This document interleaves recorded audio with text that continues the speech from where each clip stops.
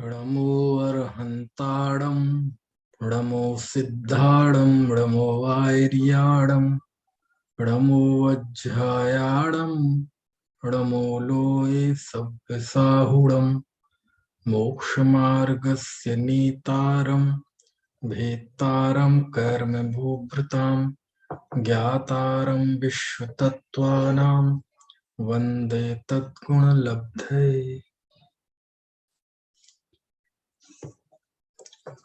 तत्वार्थ सूत्र 9वां अध्याय।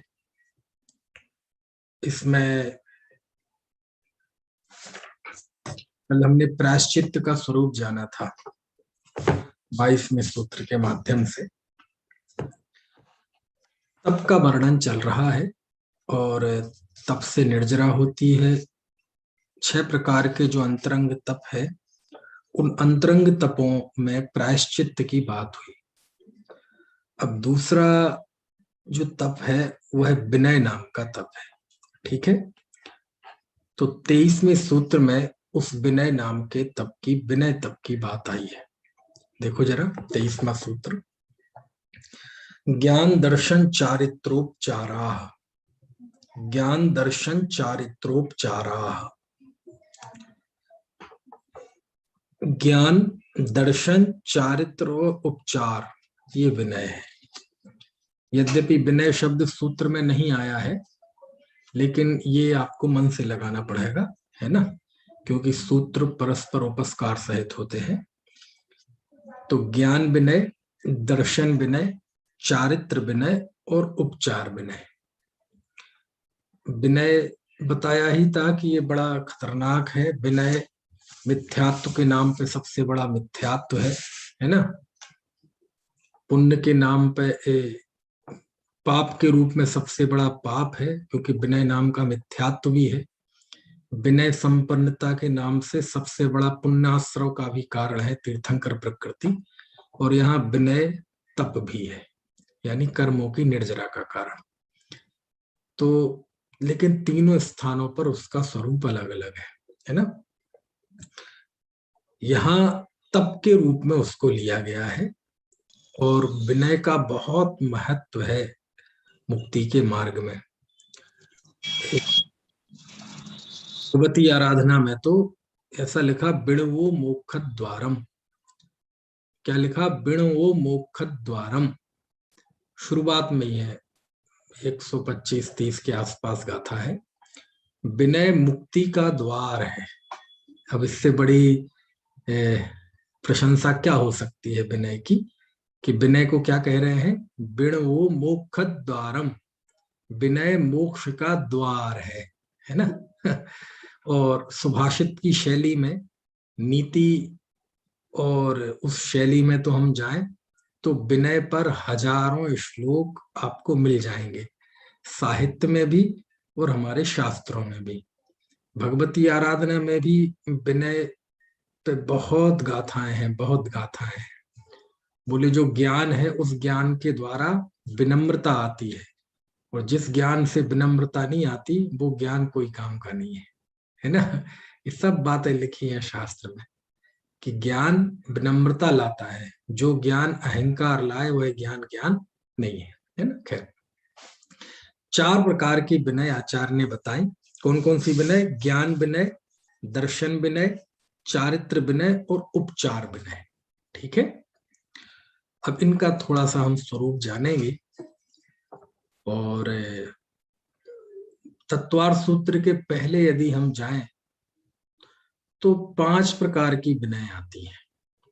और ये तो मैं आपको पहले भी बता चुका हूं कि ऐसी बहुत सारी बातें हैं जो तत्वार्थ सूत्रकार ने लिख दी, तो वो ही आज मजबूती के साथ जनमानस में समाई हुई है ना। चाहे 7 तत्व और उनका क्रम हो, चाहे बंध के 5 प्रत्यय हो, है ना, चाहे 12 भावना हो, चाहे 12 व्रत हो। तत्वार्थ सूत्रकार ने जो जिस क्रम में लिख दिया और जितना लिख दिया, वो लोकप्रिय हो गया। यहाँ भी आप दूसरी जगह जाएंगे, जैसे ज्यादा दूर नहीं जाएं, भगवती आराधना में भी, और यदि ज्यादा ना खोजना पड़े तो आप भाव पाहुड़ में जाएंगे। कहाँ जाएंगे? भाव पाहुड़ में 104वीं गाथा देखेंगे आप। अष्ट पाहुड़ में जो भाव पाहुड़ है उसमें है विनयम पंच पयारम। विनय 5 प्रकार की है ना? तो 5 प्रकार की विनय की बात की, और जगह भी है 5 प्रकार की विनय है, लेकिन यहाँ 4 है। तो 5 कौन सी है? तो वहां एक तप विनय बढ़ जाती है। यहाँ आचार्य ने समझ लो चारित्र में ही तप विनय है ना? और वैसे भी ये तप के रूप में ही विनय का प्रकरण चल रहा है ना? दूसरी जगह पंचाचार का प्रकरण चलेगा तो वहां ज्ञान विनय, दर्शन विनय, चारित्र विनय, पंचाचार, ज्ञानाचार, दर्शनाचार, तपाचार, है ना, चारित्राचार और वीर्याचार, उस तरह के भी उल्लेख आएंगे, है ना? तो 5 की भी है और 4 भी है। यहाँ चूंकि 4 है तो तप कहाँ गया? तप कहाँ गया? तो चारित्र में तप है। चारित्र से अलग कोई तप नहीं होता, लेकिन फिर भी यहाँ चारित्र को तप से अलग लिया गया, तपसा निर्जरा और उसमें, क्योंकि तप जो है मुख्य रूप से निर्जरा के लिए किया जाता है ना? निर्जरा में उसकी मुक्ति महत्वपूर्ण भूमिका है। चलिए, तो यहाँ 4 प्रकार की विनय, ज्ञान विनय, दर्शन विनय और चारित्र विनय, चारित्र विनय और उपचार विनय। अब देखो थोड़ा सा इनका स्वरूप जानते हैं। सबसे पहला है ज्ञान विनय। अब ये ज्ञान की विनय कैसे होती है? हम तो सोचते हैं ज्ञानियों की विनय होती है ना? लेकिन ये ज्ञान की विनय कैसे होती है? ज्ञान कोई मूर्त भाव तो है नहीं, है ना? ज्ञान तो एक अमूर्त भाव है ना। ज्ञान का कोई रूप तो दिखाई देता नहीं, ज्ञानियों की तरह, मंदिर की तरह, मूर्ति की तरह। तो ज्ञान की कैसे विनय होगी? तो ज्ञान की विनय करना या ज्ञान का आदर करना, यही ज्ञान विनय है। ठीक है, तो इसका स्वरूप क्या है? तो कहते ज्ञान अर्जन करना। और वर्तमान की दृष्टि से देखा जाए तो सम्यक ज्ञान का मूर्त रूप कौन है? आगम, है ना, शास्त्र, है ना? तो जो भी शास्त्र हैं, सिद्धांत ग्रंथ हैं, सूत्र ग्रंथ हैं, सबको योग काल में, योग स्थान पर, पूरे बहुमान के साथ, शुद्ध उच्चारण पूर्वक, त्याग पूर्वक, ठीक है, पूरी एकाग्रता के साथ उसका अर्थ, है ना, बिना उसकी गुरु का नाम छुपाए, गुरु की भक्ति करते हुए, ठीक है, ज्ञान को ग्रहण करना, शास्त्र का अध्ययन करना, इसे ही हम कहते हैं ज्ञान विनय।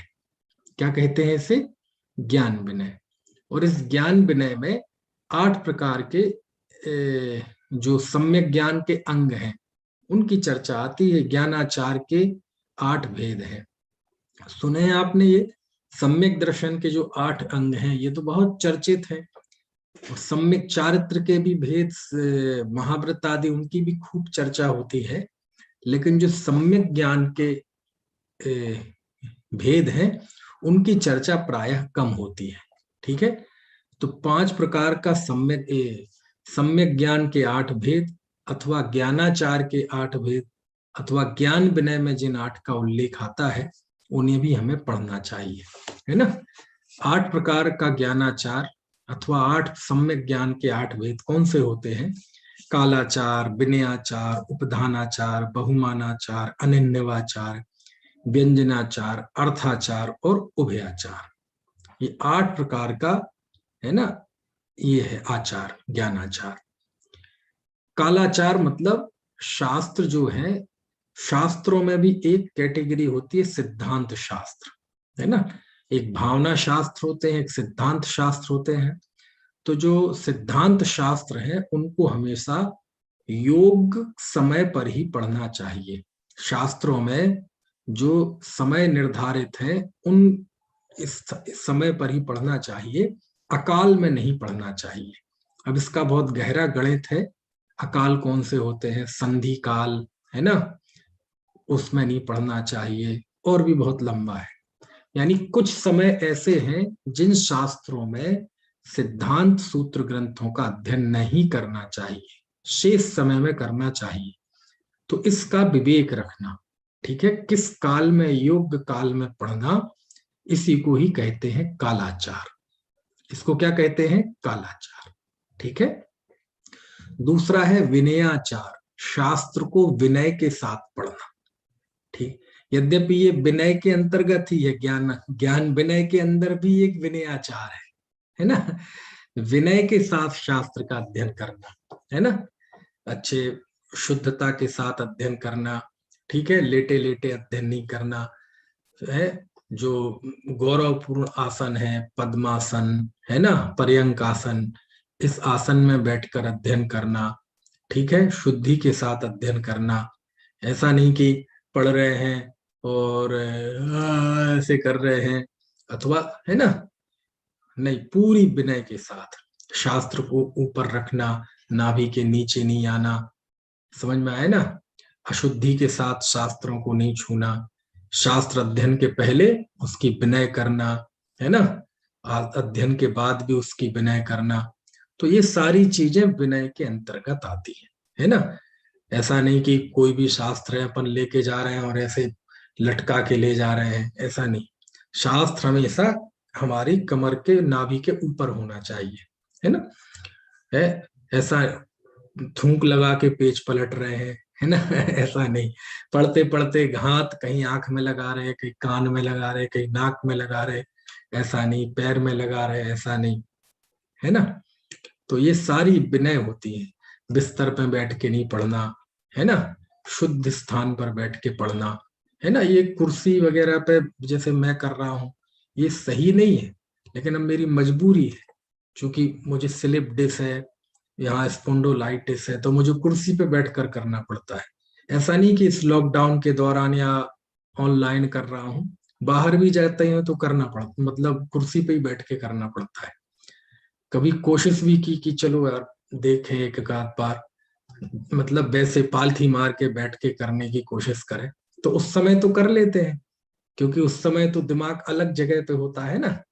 लेकिन कर तो लो उस समय भावना में, लेकिन बाद में उसका बहुत रिजल्ट अच्छा नहीं आता है। समझ में है ना। अभी मैंने एक दो जगह किए बहुत सालों बाद, अभी भीलवाड़ा में, पिढ़ावा में, है ना। तो फिर बाद में बहुत तकलीफ हुई, उस समय तो जोश जोश में कर लो, है ना, लेकिन विनय, है ना। और मालूम, शास्त्र की सबसे बड़ी विनय है शास्त्र को पढ़ना। समझ में है ना। शास्त्र की सबसे बड़ी विनय क्या है? शास्त्र को पढ़ना, ये सबसे ऊपर है। सारी चीजें इसके हिसाब से एडजस्ट करनी है। क्या कहा? शास्त्र पढ़ना है, उसके हिसाब से चीजें एडजस्ट करनी है ना। आप कैसे पढ़ सकते हो, उसके हिसाब से नीचे की सारी चीजें एडजस्ट की जाती है ना। खैर, तो विनय के साथ पढ़ना, ठीक है। चलो, तो कौन कौन से हो गए? विनया, कालाचार, विनयाचार। एक होता है उपधानाचार। उपधानाचार यानी जब हम शास्त्र पढ़ते हैं तो कुछ त्याग करके अध्ययन करना, है ना। कि मैं ये शास्त्र पढ़ रहा हूं, तो मुनि लोग ऐसा करते हैं, साधु, मतलब त्यागी वृत्ति, कि हम भी कर सकते हैं, यदि आप करते हैं तो हम भी उसमें कर सकते हैं, कि कोई चीज त्याग कर दें, कि जब तक इस शास्त्र का अध्ययन अच्छी तरह से पूरा नहीं हो जाता, तब तक मैं इसका त्याग करता हूँ, भोजन में इस रस का त्याग करता हूँ, या एक ही टाइम भोजन करूंगा, या कुछ भी त्याग करके। समझ में आए ना। ऐसे मैं खुद भी करता हूँ ये, बड़ा मतलब उससे आपके अंदर चेतना बनी रहती है, कि ऐसा लगता है कि यदि ये अध्ययन नहीं कर रहा हूं तो ये मेरे गलत है, और अंदर में एक भाव बना रहता है ना। अब जैसे मैंने भगवती आराधना का जब पहली बार अध्ययन किया था, तो मैंने चाय छोड़ी थी। अब जब भी सामने चाय आती थी तो मुझे भगवती आराधना याद आती थी। समझ में है ना। तो ऐसे, तो कोई भी अध्ययन करे, अभी भी कर रहा हूँ, बताऊंगा नहीं, लेकिन अब वो गए गुजरे जमाने की बात हो गई, इसलिए मैंने बता दिया। तो खैर, ये तो साधु का प्रसंग है ना, कि उपधानाचार, ठीक है, इसे क्या कहते हैं? उपधानाचार। चौथा है बहुमानाचार, बहुमान के साथ पढ़ना। देखो, जो शास्त्र हम पढ़ रहे हैं, मान लीजिए तत्वार सूत्र पढ़ रहे हैं, तत्वार सूत्र तो कोई वैसे जैनेतर मत वाला भी पढ़ सकता है सूत्रों के अनुशीलन के लिए। कोई शास्त्र पे पीएचडी कर रहा है तो वो भी पढ़ सकता है ना। कोई जिन धर्म का विरोधी भी पढ़ सकता है। तो पढ़ना ये विनय नहीं है। कैसे पढ़ना? बहुमान के साथ पढ़ना। अच्छा, बहुमान कब आएगा? बहुमान में कुछ चीजें, सबसे पहले तो ये अंदर में बोध होता है कि जो मैं पढ़ रहा हूं ये सर्वज्ञ की वाणी है। बहुमान कब आता है? ये सोचकर कि ये सर्वज्ञ की वाणी है। उसी परंपरा से हमारे, है ना, पूर्वाचार्यों ने इसे लिपिबद्ध किया है और महापुण्य के उदय से मुझे यह प्राप्त हुआ है। और सातिशय पुण्य के उदय से इसको पढ़ाने वाले मिले हैं, हमारे अंदर बुद्धि मिली है, समय मिला है, शक्ति मिला है, अच्छा देश मिला है। ये सारी चीजों का विचार जब हम करते हैं तो हमें उसके प्रति बहुमान आता है। क्या आता है? बहुमान। समझ में आया ना? तो ये लिखा, समय पर पढ़ना, विनय के साथ पढ़ना, त्याग करके पढ़ना और बहुमान से पढ़ना। और विनय के लिए तो ऐसा लिखा है राजेश जी अजमेरा साहब, बहुत अच्छी गाथा मैं आपको सुनाता हूँ। ये मूलाचार की गाथा है, 286 नंबर की गाथा। बहुत पसंद है मुझे गाथा, मैं बहुत जगह सुनाता हूँ। उसमें लिखा आचार्य भट्टकेर स्वामी ने मूलाचार ग्रंथ में, विणयेण सुद मदीधम जदबि पमादेण होदि विस्सरिदम विस्सरिदुम तमुट्ठावधि पर भवे केवल राणम च आवहदि। क्या अर्थ हुआ इसका? 286वीं गाथा है। आपको मौका लगे तो देखना जरूर, बहुत अच्छी गाथा है। यानी जिनवाणी का अध्ययन कैसे करना और उसका क्या महात्म्य है, उसका क्या महत्व है, इसको बताने वाली श्रेष्ठ गाथाओं में से है ये। इसमें क्या लिखते हैं अनुभूति, ध्यान से सुनना। विणयेण सुद मदीधम, विनय से किया गया श्रुत का अभ्यास। श्रुत मतलब यही जिनवाणी है ना। क्या क्या पहले पद का अर्थ क्या हुआ? विनयेण, विनय की बात चल रही है ना, ज्ञान विनय, और 8 प्रकार के अंगों में भी एक विनय। तो विनयेण सुद मदीधम, वाह, विनय से किया गया श्रुत का अभ्यास, श्रुत का ज्ञान, श्रुत का सेवन। जदपि प्रमादेण होदि विस्सरिदम, प्रमाद की वजह से हो सकता है आपको विस्मृत हो जाए, भले ही उसका विस्मरण हो जाए। कोई ऐसा प्रमाद के वजह, प्रमाद आदि और कोई चीज हो सकती है, बीमारी हो जाए, कोई दिमाग का स्क्रू ढीला हो जाए, बात पित्त पथ का बैलेंस बिगड़ जाए, कोई ऐसी स्थिति बन जाए, है ना, रोग आदि, कि आप वो भूल जाए। यानी आपने क्या पढ़ा था बिल्कुल भूल जाए, मेमोरी लॉस हो जाए। होती ना कई ऐसी बीमारी, भूल जाए सब। लेकिन यदि आपने विनय से श्रुत का अभ्यास किया है, विनयेण सुद मदीधम जदपि प्रमादेण होदि विस्सरिदम, विनय से किया गया श्रुत का अभ्यास प्रमाद की वजह से विस्मृत भी हो जाए, तब भी तमुट्ठावधि पर भवे केवल णाणम च आवहदी, कि उस विनय से किए गए श्रुत के अभ्यास में इतनी ताकत होती है कि भले ही भूल जाए, लेकिन वह जीव को पर भाव में जाकर केवल ज्ञान में स्थापित कर देता है। ये मूलाचार में लिखते हैं आचार्य। तो देखो, लेकिन शर्त क्या है? विनय से किया गया स्वाध्याय। और विनय में कितनी चीजें शामिल है ना। ये विनय में ये सब शामिल है, कालाचार, विनयाचार, उभयाचार, सब शामिल है इसमें। अविनीत व्यक्ति पढ़ भी लेगा तो उसकी उस पे लागू नहीं होगा। आत्महित की लगन के बिना पढ़ लेगा तो उस पे ये गाथा लागू नहीं होगी। समझ में आया ना। अकाल में पढ़ेगा तो उस पे लागू नहीं होगा, है ना। आनंद से पढ़ेगा, है ना, बिस्तर में बैठ के पढ़ेगा, अशुद्ध भाव से पढ़ेगा, अशुद्धि के साथ पढ़ेगा तो उस पे चीज लागू नहीं होगी।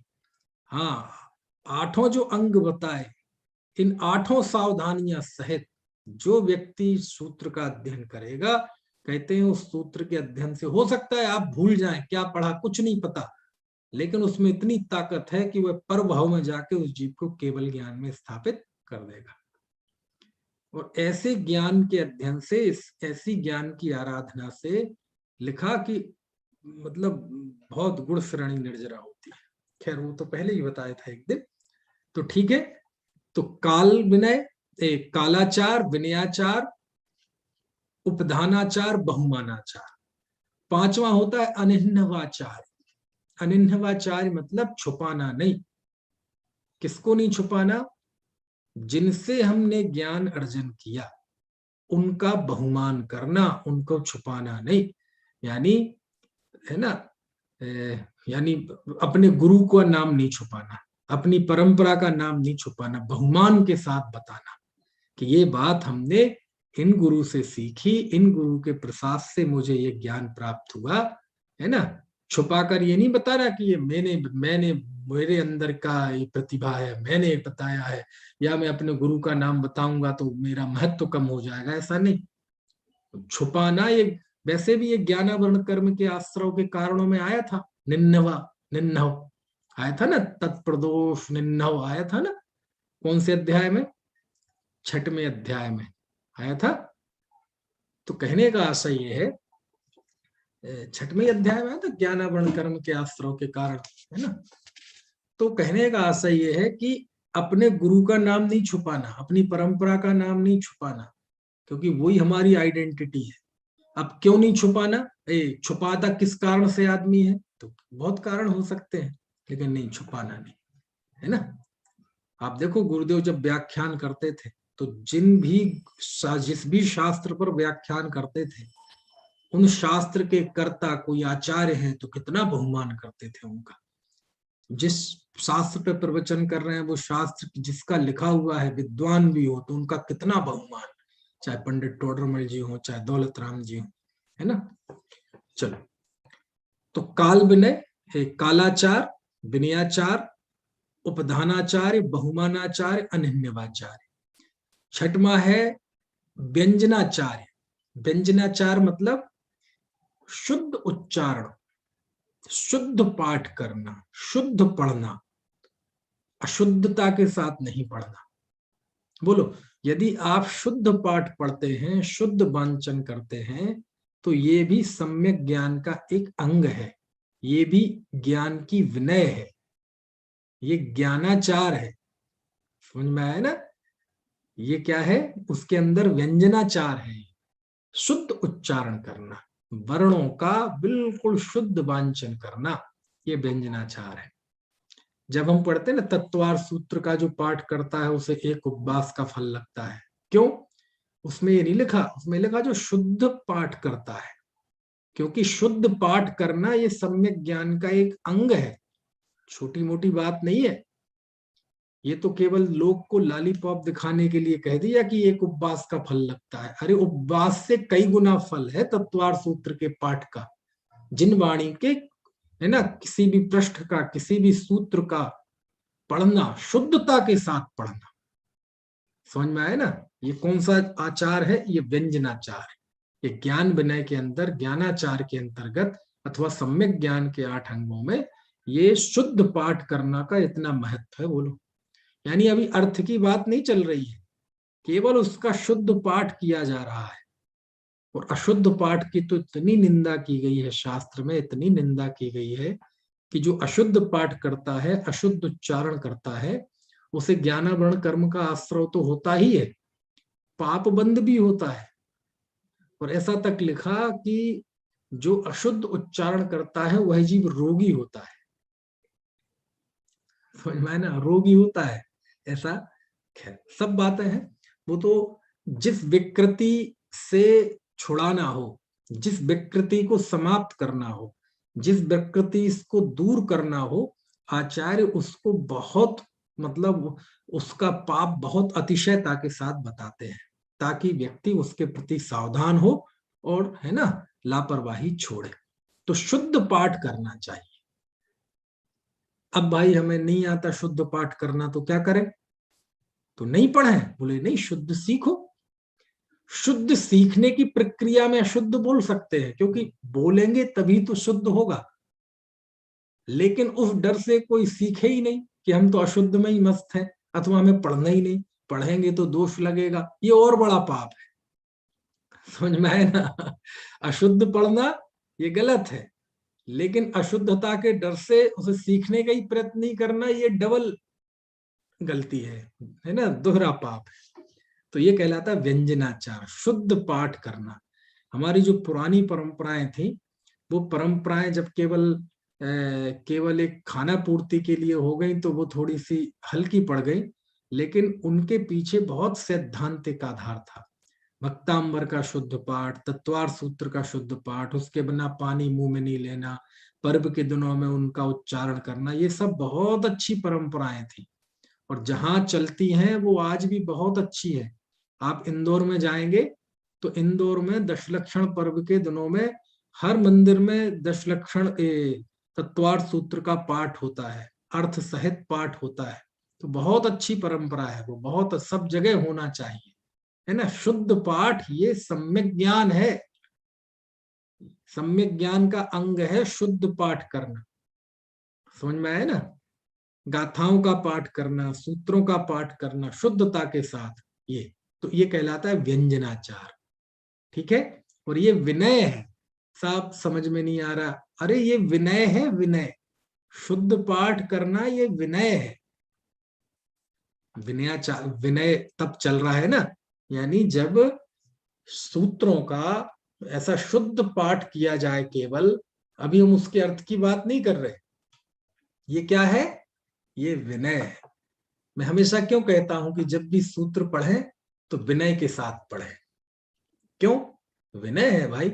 एक हम अखबार पढ़ रहे हैं ऐसा करके, एक ये लौकिक कोई पत्रिका पढ़ रहे हैं, और एक शास्त्र पढ़ रहे हैं, तो तीनों में फर्क है कि नहीं? अखबार तो हम टांग पे टांग रख के ऐसे टिक के बैठ के लेट के भी पढ़ लेंगे, लौकिक पुस्तक लेट के भी, उल्टे लेट के भी, सीधे लेट के भी, कैसे भी पढ़ लेंगे, चाय पीते पीते भी। लेकिन शास्त्र पढ़ सकते हैं ऐसे नहीं। तो इसलिए क्योंकि सूत्र पढ़े, गाथा पढ़े, हाथ जोड़कर पढ़े, ये सब विनय की चीज होती है ना। तो ये व्यंजनाचार। फिर अर्थाचार। अर्थाचार यानी शास्त्र पढ़ना, सूत्र, गाथा, है ना, श्लोक पढ़ना, अर्थ सहित पढ़ना, अर्थ को समझते हुए पढ़ना, ये क्या कहलाता है? अर्थाचार। ठीक है। और उभयाचार, शुद्ध उच्चारण भी करना और उसका अर्थ भी सही सही समझना, इसको कहते उभयाचार। ठीक है। तो ये 8 सम्यक ज्ञान के अंग भी कहे जाते हैं। ज्ञानाचार भी 8 प्रकार का होता है, और यहाँ ज्ञान विनय के अंतर्गत ये 8 बातें आती है। समझ में आया ना?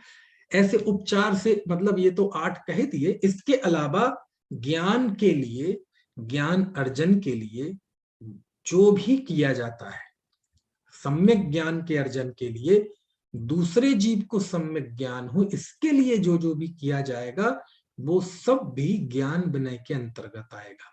जैसे कोई मुनिराज, है ना, शास्त्र लिखते हैं, ठीक है, कोई आचार्य परमेष्ठी, है ना, कोई साधु संत शास्त्र लिख रहे हैं, ये भी उनकी ज्ञान विनय है ना। पूर्वाचार्यों की शास्त्रों की टीका कर रहे हैं, ये भी उनकी ज्ञान विनय है। टीका पर टीका कर रहे हैं, ये भी उनकी ज्ञान विनय है।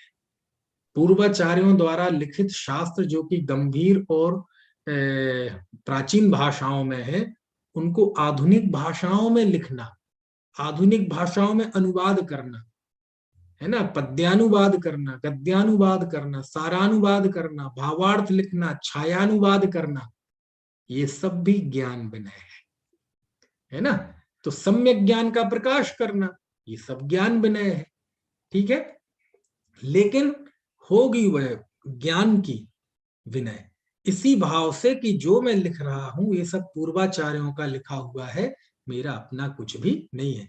क्योंकि यदि ये आ जाएगा कि मेरा है ये शास्त्र, मैं कर रहा हूं, तो विनय कहाँ रही? फिर तो अकड़ आ जाएगी। समझ में आया ना? जब हम ये मानकर करेंगे कि मैं लिख रहा हूं, ये मेरा शास्त्र है, ये मेरी टीका है, और इसे ही आपको पढ़ना चाहिए, दूसरा पढ़े चाहे नहीं पढ़े, तो फिर ये विनय कहाँ रही? वो तो अकड़ पैदा कर दी आपने, उसमें तो आपको अहंकार आ गया। लेकिन विनय कब बनी रहती है? जब ये अंदर में बहुमान रहता है, जो कुछ भी है पूर्वाचार्यों का है। देखो दौलत राम जी लिखते हैं ना, तास भ्रमण की है बहु कथा, पे कछु कहूं कही मुनि यथा।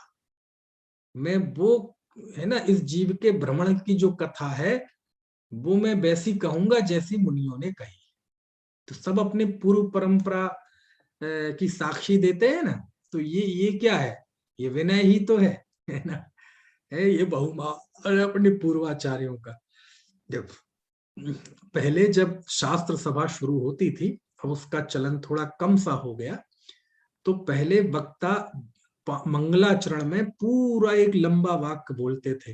अस्य मूल ग्रंथ करता रह श्री सर्वज्ञ देवा, तदुत्तर ग्रंथ करता रह श्री गणधर देवा, प्रति गणधर देवा। ऐसा पूरा कि जो ये शास्त्र है इसके मूल ग्रंथ करता सर्वज्ञ देव है, तदुत्तर ग्रंथ करता गणधर देव है, और उस परंपरा में यह शास्त्र कुंद कुंद आचार्य की आमनाय में लिखा गया है। इस तरह आचार्य समंत भद्र स्वामी द्वारा लिखित इस रत्नकर्ण श्राप का चार की मैं वाचना कर रहा हूँ। श्रोता सावधानतया सुने, मंगलम भगवान वीरो।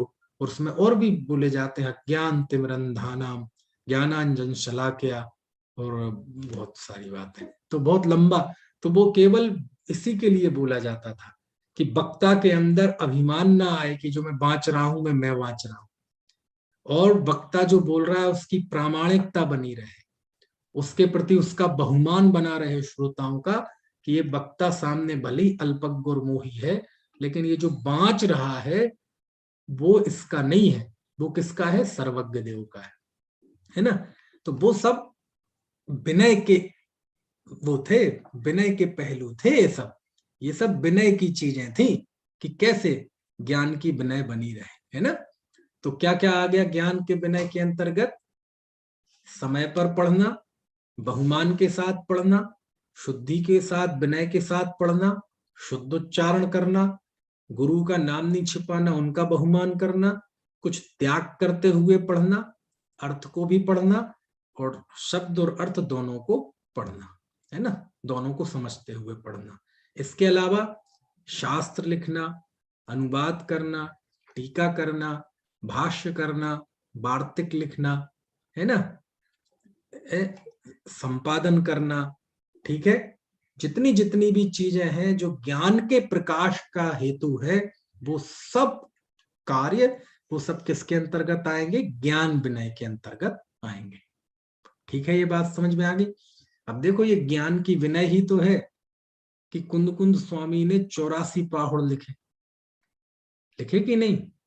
ये ज्ञान की विनय ही तो है कि वीरसेन स्वामी ने 72,000 श्लोक प्रमाण टीका धवल ग्रंथ लिखा, षटखंडागम की टीका, 72,000 श्लोक प्रमाण, जो कि 16 भागों में प्रकाशित है सोलापुर से।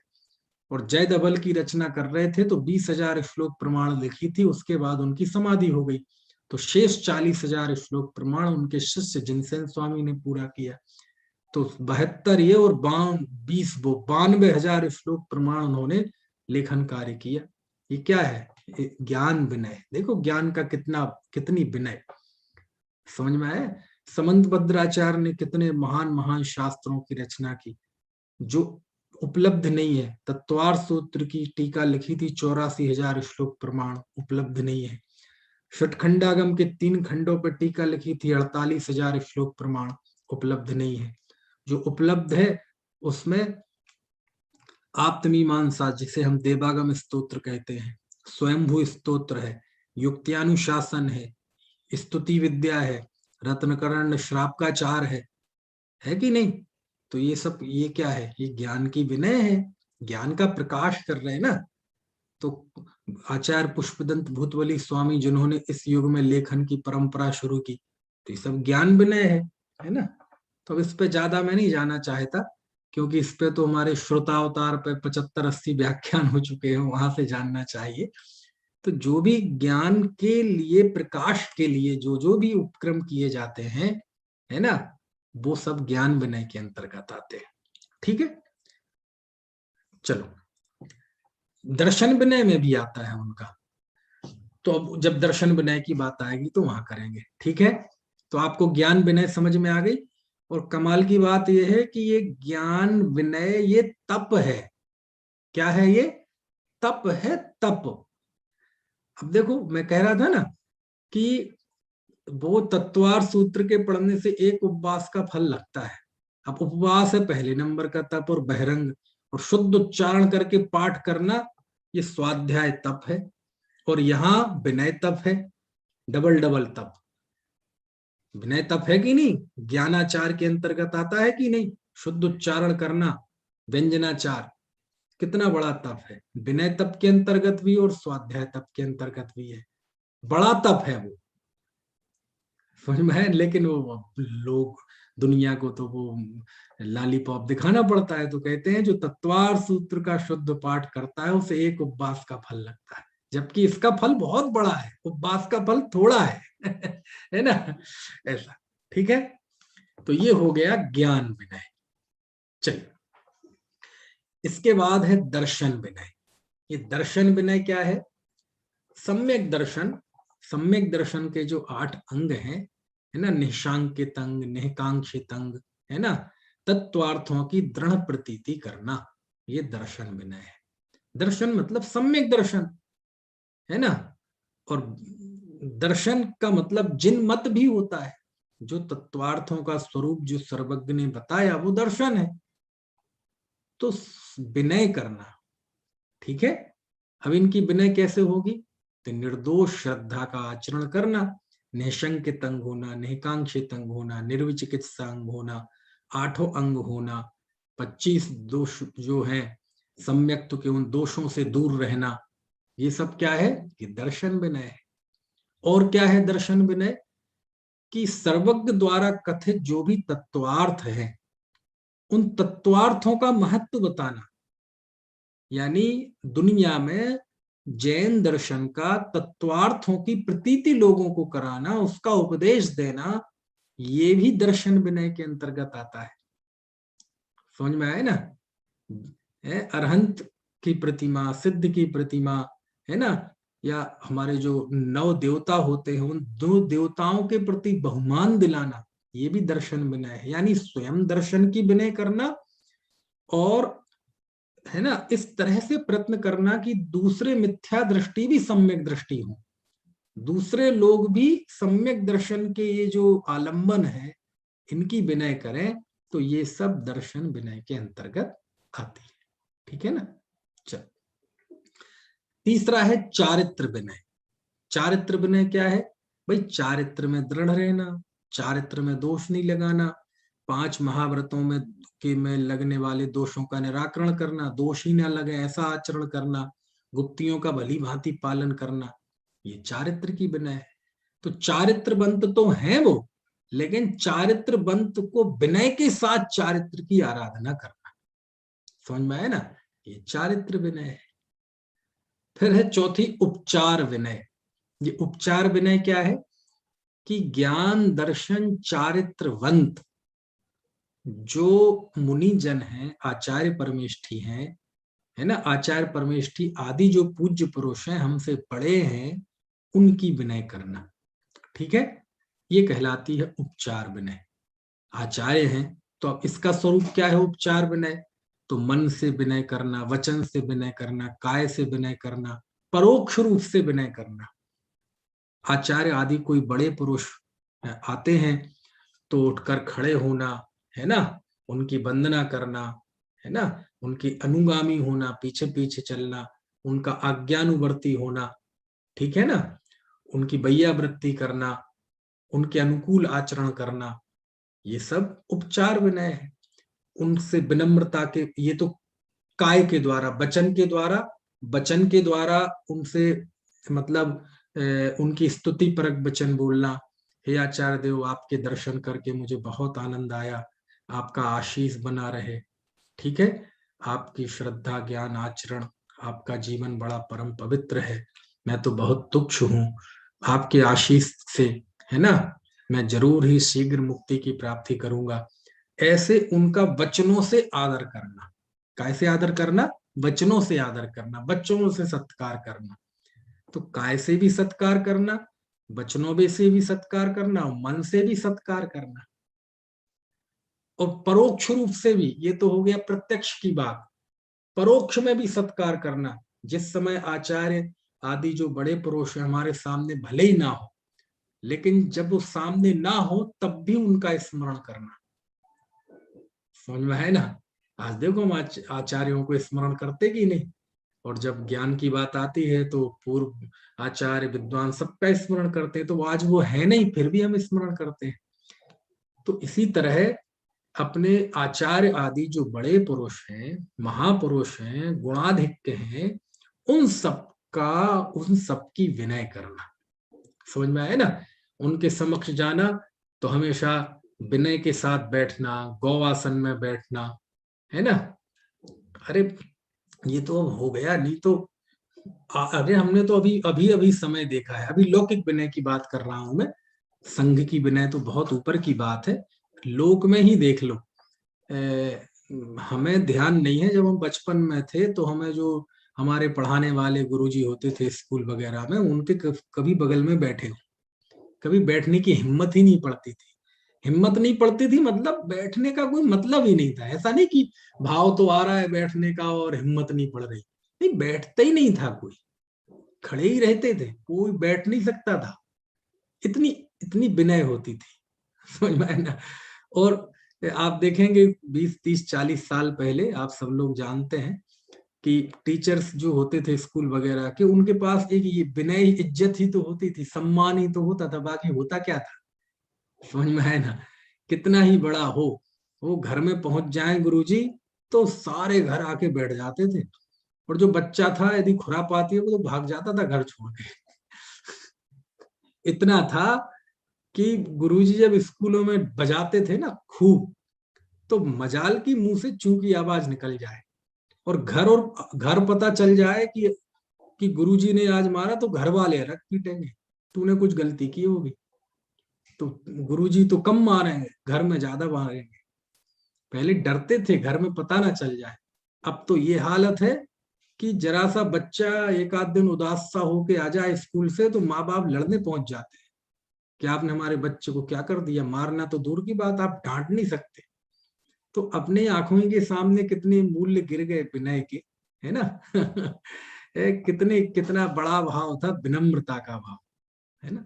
और शास्त्र सुभाषित उसमें तो कहते ही है कि जैसे जो वृक्ष होता है उसमें जितने ज्यादा फल लगते हैं वह उतना ज्यादा झुकता जाता है। ऐसे ही जिसके अंदर जितना ज्ञान, जितने गुण प्रकट होते जाते हैं वो विनम्र होता जाता है। क्यों? क्योंकि उसके साथ ये भी पता चलता है कि जितना हम जान रहे हैं वो बहुत थोड़ा है। ज्ञान तो केवल ज्ञान है, केवल ज्ञान के आगे मेरा ज्ञान क्या है? श्रुत ज्ञान में भी श्रुत केवली के आगे मेरा ज्ञान क्या है? तो जितना व्यक्ति जानता है, ज्ञान में उतरता जाता है, उसके अंदर विनम्रता आती है। समझ में है ना? है? तो यही कारण है कि जो भी पूज्य पुरुष होते हैं उनके आगे वह झुकता है, हमेशा झुकता है। आपको देखो एक कबीरदास का नाम सुना आपने? कबीरदास का, कबीरदास का एक वो मुझे याद आ गया। वैसे तो कबीर बड़े अक्खड़ थे, है ना? मसी कागद छुओ नहीं, कलम गही नहीं हाथ, संतन को कहा सीकरी सो काम। इतना फक्कड़ था कबीर, इतने फक्कड़ थे, बोले हमें सीकरी सो क्या काम, हम संत हैं, संतों को राजनीति से क्या काम, किसी राज दरबार में मिल जाना। कितनी बड़ा आदमी, बिल्कुल फक्कड़ थे, बिल्कुल फक्कड़, है ना? लोक की भाषा में कहे तो संत थे, साधु थे एकदम। तो वैसे तो इतनी इतनी कट्टरता, मतलब इतने अपने में अक्खड़ और फक्कड़, और जब अपने अंदर के क्षेत्र में आ जाते हैं परमार्थ में, तो मालूम क्या लिखते हैं? कबीरा कूता राम का। क्या कहा? कबीरा कूता राम का। क्या अर्थ हुआ इसका? मैं तो राम का कुत्ता हूं। क्या लिखा है ना?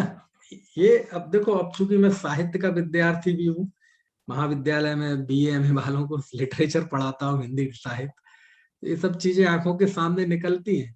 तो कोई चीज निकलती है तो हमें तो हर चीज में उसमें अपना धर्म याद आता है, अध्यात्म याद आता है, चरणानुयोग, प्रथमानुयोग, करणानुयोग याद आते हैं।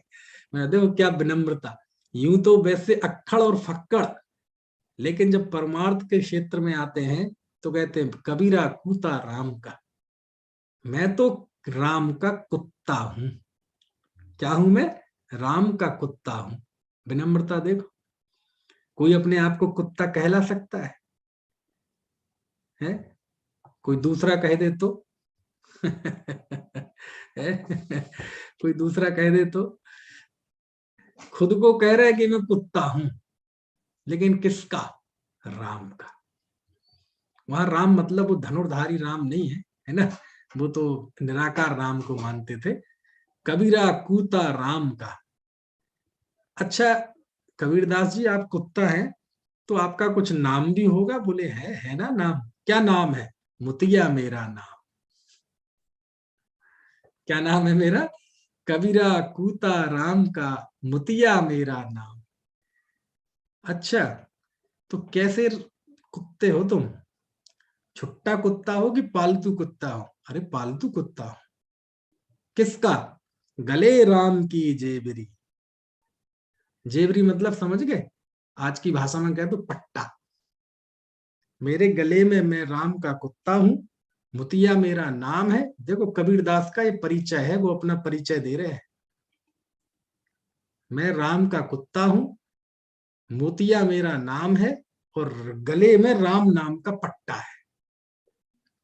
जित खींचूं तित जाऊं, जहां वो खींचते हैं वहां मैं चला जाता हूं। ये है बायोडाटा कबीर का, आध्यात्मिक बायोडाटा, साधक का बायोडाटा, है ना। तो ऐसी धर्म के क्षेत्र में जब आते हैं तो निश्चय से तुम में एक शुद्ध ज्ञायक भगवान आत्मा, है ना, वो अलग, वो अलग, वो शुद्ध नय की आंख है। और जब अशुद्ध नय की आंख खुलती है, व्यवहार नय की आंख खुलती है, तो आचार्य मतलब साधु परमेष्ठी ही क्यों ना हो, मुनिश्री ही क्यों ना हो, उनके अंदर विनम्रता किसके प्रति? भगवान के प्रति तो होती है। अरे अपने से बड़ों के प्रति, अपने आचार्य के प्रति, है ना, ऐसी विनम्रता होती है, ऐसी विनम्रता होती है कि मैं तो आपका अनुचर हूं, सेवक हूं, दास हूं, है ना। तो ऐसा मन में भी ऐसा भाव होना, वचन में होना वैसे ही, और काय के द्वारा भी वैसा ही होना। ऐसा नहीं कि गुरु के सामने छाती तान के बैठ गए, ना ना ना, बिल्कुल ऐसे जैसे सिकुड़ गए। जब वो बाहर में विनम्रता होती है तो कोई देख के यकीन नहीं करेगा कि ये ही जीव अभी सामायिक में बैठ के ये चिंतन कर रहा था कि मैं अचिंत शक्ति का धारक स्वयमेव देव हूं। वहां इतनी अकड़ और यहाँ इतनी विनम्रता। वहां अकड़ ही शोभा देती है और यहाँ विनम्रता ही शोभा देती है। वो अकड़ नहीं थी वास्तव में, वो शुद्धने का बल था, वो अपने प्रभुत्व और विभुत्व की स्वीकृति थी, और ये अपनी लघुता की स्वीकृति है। यहाँ हम अपने आप को पर्याय से देखते हैं, वहां अपने आप को द्रव्यार्थिक न्याय से, द्रव्य दृष्टि से देखते हैं। और ये दोनों दृष्टियां ज्ञानी धर्मात्माओं की होती हैं। अज्ञानी के ना पर्यायार्थिक न्याय होता है, ना द्रव्यार्थिक न्याय होता है, ना निश्चय न्याय होता है, ना व्यवहार न्याय होता है। उसे कुछ नहीं पता, समझ लो तो बात है करवा लो बस। क्या बढ़िया। उपचार विनय, उपचार विनय मतलब अब आचार्य हमसे बड़े आचार्य हो, उम्र में बड़े हो, है ना, मतलब साधुता की उम्र में बड़े हो, उपाध्याय हो, बुजुर्ग हो, ज्ञान से वृद्ध हो, विशिष्ट तपस्वी हो, सबकी विनय करना, खूब विनय करना, है ना। और वैसे भी साधु साधु एक दूसरे की वंदना तो करते ही हैं, वंदना प्रतिवंदना। कोई भी साधु आते हैं तो बड़ों उनकी वंदना करते हैं, फिर बड़े लौट के वंदना करते हैं, तो वो तो एक अलग व्यवहार है ना।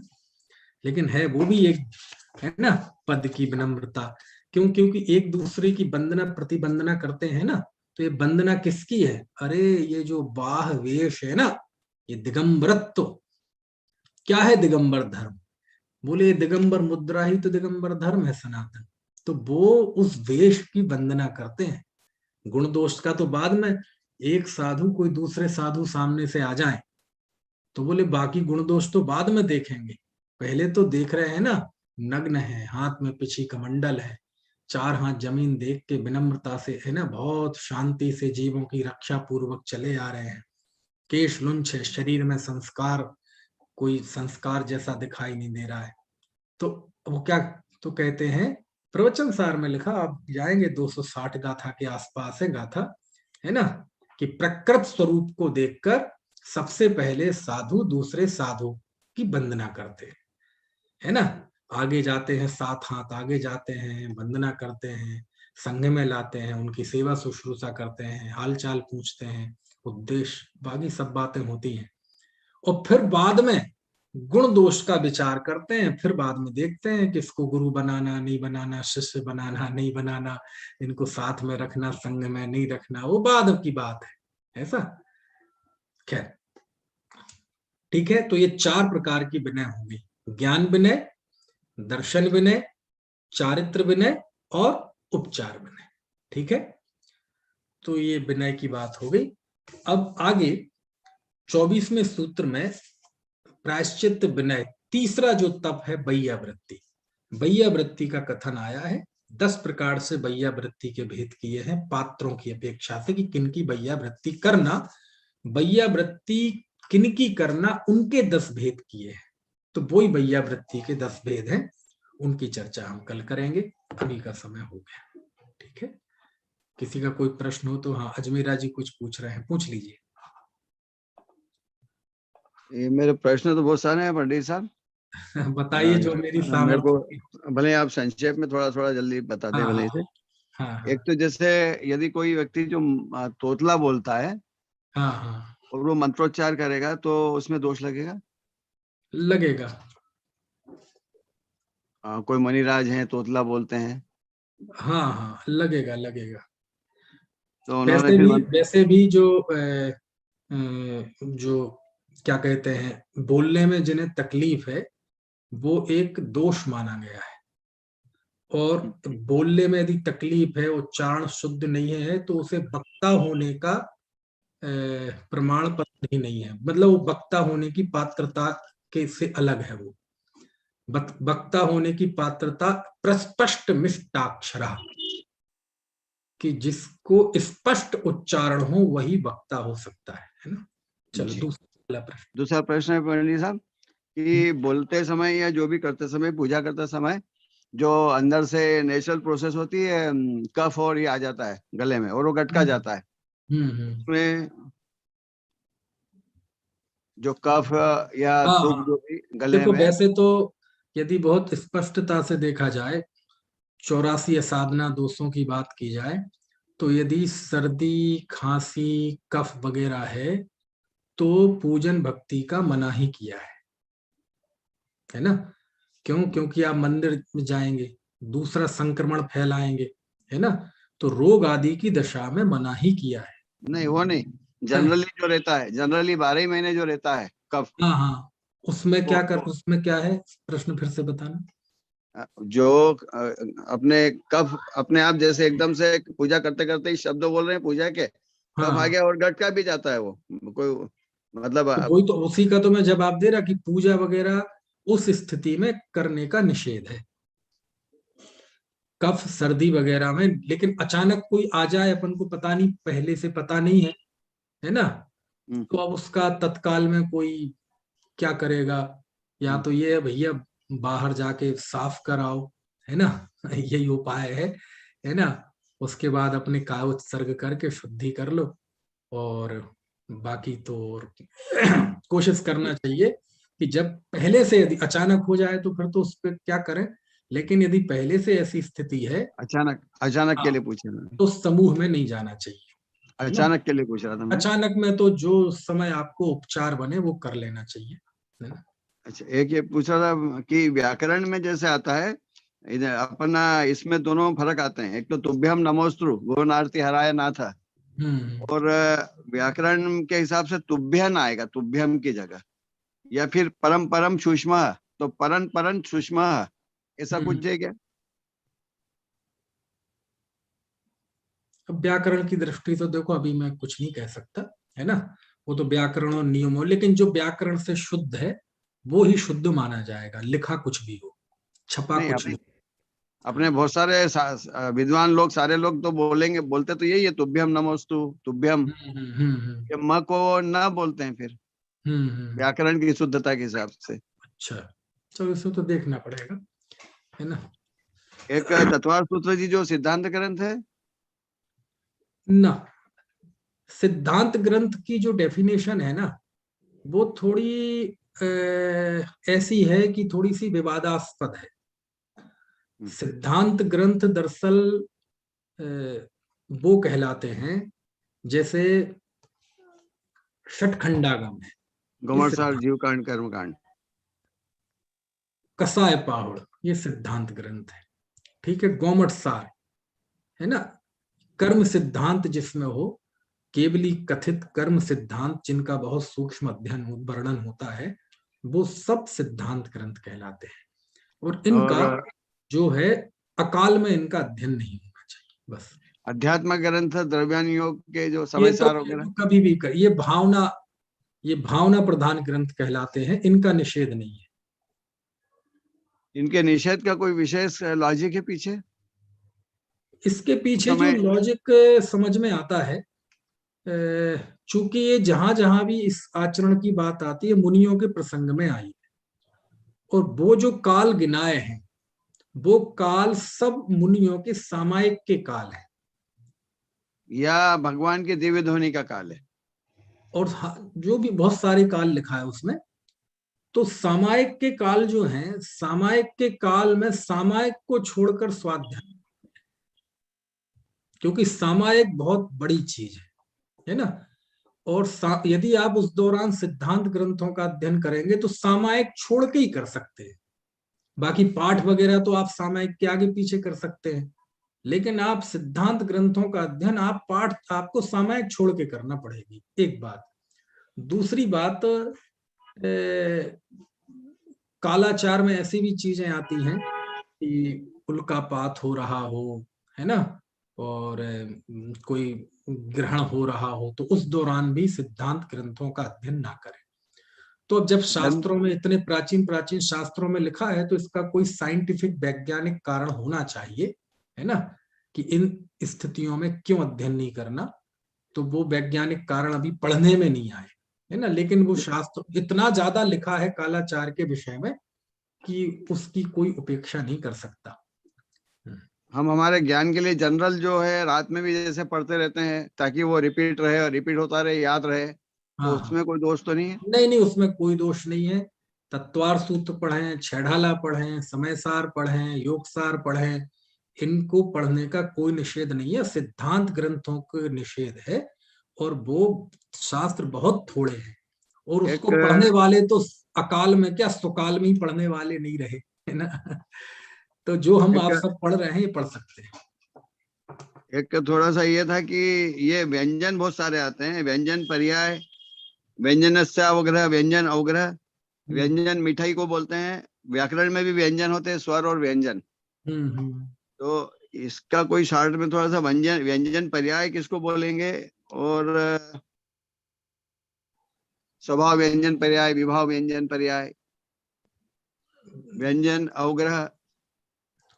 अभी व्यंजनावग्रह तो पहले आ चुका है, आ चुका अर्थावग्रह व्यंजना वो है। पहले हाँ अध्याय।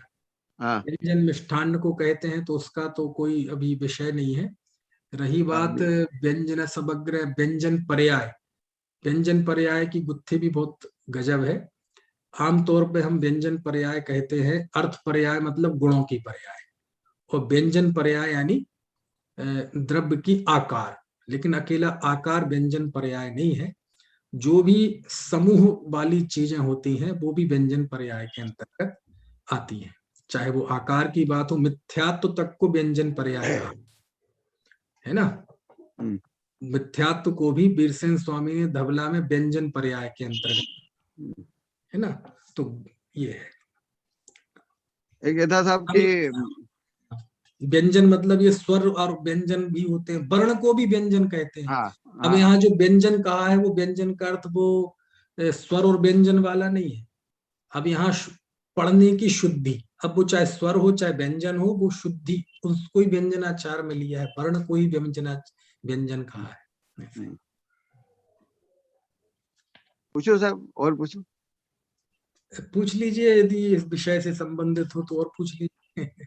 थोड़ा सा अलग हटके भी है। अ, बता। ये धरसेन, आचार्य धरसेन कुशधन भूतबली जो थे, हाँ अ, हाँ। उनको मुख्यता में क्यों नहीं लिए, आचार्य कुंदकुंदाचार्य को क्यों लिया? महत्व की दृष्टि से। यदि इसके लिए आपको मौका मिले तो अभी अ, कौन सी तारीख आई थी, अभी 10-12 दिन पहले आचार्य कुंद देव का जी। अ, जन्म हाँ। दिवस आया था, बसंत पंचमी। जी। बसंत पंचमी पे मेरे 1 घंटे का एक व्याख्यान है, आपने सुना हाँ। क्या? नहीं, आप वो सुनना है आप मुझे जरूर आपका जरूर वाला। सुनना आप। और वो जी। सुनेंगे तो इस बात का जवाब उसमें है कि आचार्य कुंद देव का जो महत्व था, जी। उन्होंने किस तरह दिगंबरत्व को, दिगंबर दर्शन को, जैन हम्म। दर्शन को, वस्तु उत्पाद व ध्रुव, सत्ता, प्रमाण मीमांसा, प्रमेय मीमांसा, श्रावकाचार, श्रवणाचार, तत्व, द्रव्य, अध्यात्म, स्याद्वाद, अनेकांत, यानी जैन दर्शन की जो जो भी महान चीजें हैं, कर्म सिद्धांत को छोड़कर, वो जी। सारी चीजें कुंद देव ने लिपिबद्ध की। और वहीं से फिर ये, उसी के आधार से हजारों शास्त्रों की रचना हुई। तो महत्व की दृष्टि से उनका पहला नाम लिया जाता है। बाकी योगदान सीनियर तो सभी सीनियर भी आचार्यों का है। सीनियर भी वही होंगे ना? नहीं, सीनियर नहीं है वो। सीनियर तो धरसेन स्वामी है। सीनियर तो ये पुष्प। हाँ। श्रुत केवली जो है वो अभी कहाँ पर है, और वो मोक्ष जाएंगे क्या? अभी तो नहीं है पंचम काल में, अभी इस काल में तो श्रुत केवली नहीं है, नहीं, शुरुआत जो में थे। श्रीधर स्वामी और जो ये हुए ना अंतिम श्रुत केवली। हाँ हाँ, भद्रबाहु स्वामी। हाँ जी। तो ये तो अभी नहीं है, लेकिन भविष्य में स्वर्ग, मोक्ष जाएंगे। स्वर्ग में होंगे हाँ, मतलब। अभी तो हाँ, वैमानिक देव। अच्छा, और ये जो विदेश क्षेत्र में गए तो वो वहां पर रुक सकते थे क्या? कौन? जो भी, जैसे वो अंजन चोर को भी देवलोक ले गए थे, या फिर आचार्य कुंद कुंद गए थे, तो वहां पर मतलब रुक सकते थे क्या वो? रुकने का तो देखो नहीं कह सकते, लेकिन ऐसा तो है कि एक क्षेत्र से, मान लीजिए एक क्षेत्र में कोई मुनि है, मान लीजिए भरत क्षेत्र में है, चौथा जी। काल चल रहा है यहाँ, जी। यहाँ कोई मुनि तपस्या कर रहे हैं, और उन्हें कोई उपसर्ग के द्वारा कोई भोग भूमि में पटक दे, तो वहां से उन्हें मोक्ष चला हो जाता है। यानी वापस आना जरूरी नहीं है, अच्छा वहां से अच्छा। भी उन्हें मोक्ष हो जाता है।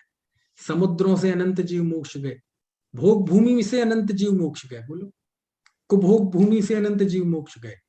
तो कैसे गए? वहां तो पैदा ही नहीं हो, तो वहां का पैदा हुआ मोक्ष जाता नहीं। यहां से उपसर्ग के द्वारा किसी देव ने फेंक दिया, जी। तो वहां पहुंच गए और वहां मोक्ष हो गया। ऐसा। भोग भूमि में जो जन्म गर्भ से होता है? वहां भोग भूमि में गर्भ से होता है। ये व्यंतर जाति के जो देव होते हैं सब जैन धर्म ही मानते होंगे ना पूरे? नहीं नहीं, ऐसा नहीं, घृत मिथ्यात्व होता है। ग्रहित मिथ्यात्व रहेगा, लेकिन कुल हाँ, से तो हो जैन सकता। धर्म। हाँ, अब देखो, अब इसमें व्यंतर, वो जब घृत मिथ्या दृष्टि रहे तो कहाँ जिन धर्मी रहे। नहीं, वो तो यहाँ पर आते हैं कुतूहल करने के लिए, लेकिन एक्चुअल में तो वो पूरे 3 लोक में जैन धर्म ही है, भरत क्षेत्र आर्यखंड, आर्यखंड को छोड़ के। अरे नहीं, क्या है, ये पूर्व जन्मों की वजह से भी ये सब हो जाते हैं। मतलब एक व्यंतरों के भी गृहीत मिथ्यात्व होता है। ऐसा नहीं है गृहीत मतलब ये कुछ, देखो गृहीत मिथ्यात्व मतलब हम केवल इतना ही समझते हैं कि कोई मतलब ऊट पटांग टिया टोटका करता हो, ये गृहीत मिथ्यात्व। जो भी, यदि बीतरागी देवशास्त्र गुरु पर श्रद्धा नहीं है और कहीं ना कहीं आपकी श्रद्धा दूसरी जगह है, तो वो सब गृहीत मिथ्यात्व है। तो ये व्यंतर वगैरह भी गृहीत मिथ्या दृष्टि होते हैं। हम्म। हाँ, ये पूर्व जन्म के संस्कारों से, और ये सब होते हैं। दूसरे के गृहीत मिथ्यात्व में भी कारण बनते हैं, ये खुद भी गृहीत मिथ्या दृष्टि हो सकते हैं, जरूरी नहीं है सब हो सकते हैं। अष्टानी का मनाने जाते हैं तो इमेज में तो वो मानते होंगे ना कि जैन कुल, कुल वो में तो तो कुल कुल देवता। कुल देवता के रूप में मानते हैं। कोई भी भवनवासी के यहाँ पैदा होता है कोई जीव, तो उसको ले जाके वो वंदना अभिषेक कराते हैं, भगवान का पूजन कराते हैं, सेलिब्रेशन करते हैं उसके जन्म का। तो इसी मान्यता से वो कर लेते हैं कि हमारे कुल देवता है। अब ये हाँ कुल देवता की मान्यता ही अपने आप में गृहीत मिथ्यात्व है, क्योंकि कुल देवता कौन होते हैं? अकृत्रिम जो प्रतिमा है उनके भी अभिषेक होते हैं क्या? वो अष्टानिका में करते देव लोग हाँ, उल्लेख है, होते हैं। अभिषेक वगैरह करते हैं, तो हमेशा रोजाना नहीं? रोजाना का तो नहीं, लेकिन उल्लेख आते हैं नंदीश्वर दीप वगैरह का। और वैसे भी जो सामान्य देवों के जो अपने मंदिर होते हैं कृत्रिम चैत्यालय, उनमें भी अभिषेक के पूरे पूरे उल्लेख है। मैंने बताया ना, जैसे अभी आप तिलोई पंडिती में जाएंगे, किसी देव का जन्म हुआ तो सारे उनके दूसरे दो देव जो है उस जो जन्म हुआ उसको ले जाते हैं और उससे अभिषेक कराते हैं भगवान का। मतलब उस देव में जन्म का पूरा हैप्पी बर्थडे मनाया जाता है, सेलिब्रेशन होता है। और किस रूप में? अभिषेक पूजा भक्ति के रूप में। अभिषेक तो जिनेंद्र देव का करेंगे ना? जिनेंद्र देव का करते हैं, हाँ। और अर्चना करते हैं, पूजा करते हैं, भक्ति करते हैं। सब लिखा है, इतने लाखों करोड़ों प्रकार के वाद्य बजते हैं, डांस पूरा डीजे चलता है। है ना? ये अपने इनमें फर्क आएगा बेसिकली, क्या चोरी व्यसन भी है, चोरी रौद्र ध्यान भी है, और चोरी पाप भी है, तीनों में बेसिकली अंतर आएगा कुछ? चोरी व्यसन, देखो व्यसन तो सामान्य सदाचारी के भी नहीं होता, है ना? और एक जो अचौर्याणु वृत्ति है, जिसने स्थूल चोरी का त्याग किया है, तो सूक्ष्म चोरी उसके तक होती है। और फिर रही अचौर्य महाव्रत, तो अचौर्य महाव्रत के कदाचित कोई दोष लग सकता है। अब जो दोष लगेगा वो कोई ना कोई सूक्ष्म चोरी होगी, है ना? तो वो अलग अलग स्तर पे, जो चोरी नाम का व्यसन मतलब आदत, वो तो सामान्य सदाचारी के ही नहीं होती, तो सम्यक दृष्टि के कहाँ होती है। लेकिन सूक्ष्म चोरी देशवृद्धि के भी होती है। और चोरी का दोष महाव्रती को भी लग सकता है, व्रत में दोष लग सकता है ना, भले ही वो फिर शुद्धि कर ले। तो अलग अलग स्तर पे चोरी है। और वैसे तो बनारसी दास जी तो कह रहे हैं उसका आध्यात्मिक स्वरूप की पर पदार्थ को अपना मानना, यही सबसे बड़ी चोरी है। जी। आपसे रूबरू मिल सकते हैं सर? आप कहाँ, इंदौर में रहते हैं? नहीं, मैं बड़वानी रहता हूँ, लेकिन मैं रुड़की जा रहा हूँ, तो 8 तारीख को मतलब मैं आऊंगा, तो मैं सोच रहा हूँ आपसे मैं मुलाकात करूँ। जरूर। रुड़की किस कारण से? मेरे जीजाजी शांत हो गए वहां पे, डॉक्टर पीसी जैन। हाँ हाँ हाँ, नहीं नहीं, आइएगा आइएगा जरूर। अब ये तो व्यक्तिगत हम कांटेक्ट कर लेंगे, है ना? जी, आपका नंबर मतलब? हाँ, 95। 95 जी 287 जी। 62 447। एक सर, अपने डॉक्टर विकास सागर दिल्ली में है, वो कौन सा मंदिर, कहाँ पे है वो? डॉक्टर, वो आप फोन पे हम सब बता देंगे, है ना? जी सब लोग जी क्यों इस चर्चा में शरीक हो, है जी ना? जी। आपको आपका बता समय के लिए देंगे। बहुत बहुत धन्यवाद पंडित साहब। अच्छा जी, अच्छा, जरूर आइएगा, आपका स्वागत है। जी अनु, आप कह रहे हैं मेरी मोक्ष मार्ग प्रकाशक वाली शंका, ये कौन सी शंका है, बता दीजिए आप। वो व्हाट्सएप पे दी थी ना कि वो सतपथ वाली जो थी। तो मैं भूल जाता हूँ, आप बता दीजिए मुझे। व्हाट्सएप तो इतना लंबा आता है, भूल जाते हैं कहाँ आया है, कैसा है। एक सेकंड में देख रहे। उसमें वो एक क्वेश्चन था कि क्या मुनिराज के शरीर संस्कार आदि बाह्य क्रियाएं होती हैं। ये क्वेश्चन उसमें आया सतपथ वाली उसमें पत्रिका में। तो मुझे शरीर संस्कार आदि का मतलब समझ नहीं आ रहा कि संस्कार आदि क्या संस्कार है। आदि मतलब जैसे आप गए नहाने के बाद हम तेल लगाते हैं, क्रीम लगाते हैं, शेविंग करते हैं, मेकअप करा किसी ने, है ना? मेकअप मतलब शेविंग और मेकअप आपके तो दोनों एक नहीं हो सकते, लेकिन कोई भी जो शरीर को सजाने के लिए, है ना, क्रीम लगाना, है ना, उपटल लगाना, है ना, और वो अनेक अनेक तरह के, तो वही सब कहता है शरीर का संस्कार। शरीर को संभालना, श्रृंगार वगैरह। हाँ, शरीर की संभालना, वो सब श्रृंगार कहलाता, संस्कार कहलाता। तो उसका वो तो करते नहीं, वो तो उनके बाह्य द्रव्यलिंग में है शरीर संस्कार का त्याग। ठीक है, चलिए समय बहुत ज्यादा हो गया, 10 बज गए हैं। चलिए, बाकी आपके कोई प्रश्न हो तो आप कल पूछ लीजिएगा। जावाणी के ज्ञान ते तुझे लोकालोक, सो वाणी मस्तक